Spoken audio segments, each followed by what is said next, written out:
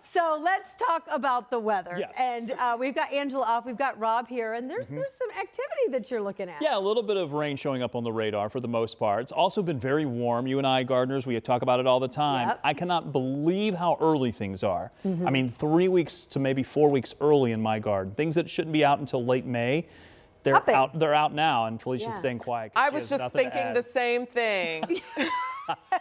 No, we're comparing notes, but like your irises, normally you wouldn't see big blooms on your bearded irises until May. Mid to late May. Yeah. And they're about to bloom now. They're about to pop. It's incredible. It has been warm. Almost every day this month, with the exception of maybe 3 days, have been above the average. And look, tomorrow's forecast is going to be into the mid 80s. I knew you were thinking this, Felicia. I knew that when we were talking about that, you were going to agree with everything that I said. Look, let me show you where we're going to go. We do have one more exceptionally warm day before the temperatures get a little closer to where they should for this time of year. Temperatures currently are into the mid to maybe even upper 70s. This is about 10 to maybe 15 degrees above the average.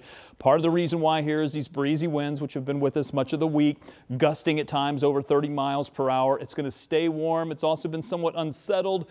Most of the storms for today are to the south and west and then to the north and east, but we do have a couple of showers that we're going to keep our eye on, mainly to our north, but we'll have to watch these. I did also notice there were a couple of showers starting to pop up here just along Interstate 70. Nothing at the moment that's got us concerned, but again, a little bit of rain on the interstate for the afternoon commute could be a problem. Temperatures in the 70s for the most part. We've got mid 70s across the metro. Tipton at 76, Rushville at 77. We're looking at 79 for Bloomington. It's one of the warmer locations, although there is an 80 showing up on the board here. And through this evening, a quiet but mild night, expecting the temperatures to ease their way back into the 50s during the overnight before tomorrow we go back up into the low to mid 80s. We're talking about maybe 20 degrees above the average for tomorrow's high temperature. Then the front comes through. So what's the timing on that? Well, here's tonight. Temperatures cooling down into the 50s overnight, clearing the skies. That should allow the temperatures to cool down quite a bit. But it also means they're going to warm up very quickly. So by midday, we're about where we are right now, mid 70s. And then by the afternoon, we're going to go into the low to mid 80s. This, I think, is going to be a very warm, almost summer-like day, but it should stay dry until the front gets here. And that's not going to happen until midnight or maybe even after.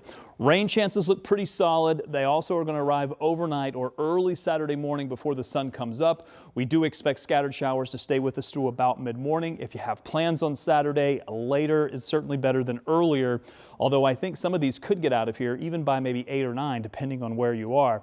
The temperature change is what you're certainly going to notice. Look at this. Temperatures back down into the 50s by the afternoon. They may have started in the 60s or maybe even 70s early. I've got 54 as the overnight low, but it may be mid 60s by 6 a.m. and then we're back into the 50s by the afternoon. Sunday, a cooler day as well with temperatures in the 50s, but partly cloudy skies. And the 7-day forecast has rain early on Saturday, but that's about the only chance in the 7-day forecast. We'll call it partly cloudy for Sunday, mostly cloudy for Monday, and we go back into the 70s by most of next week.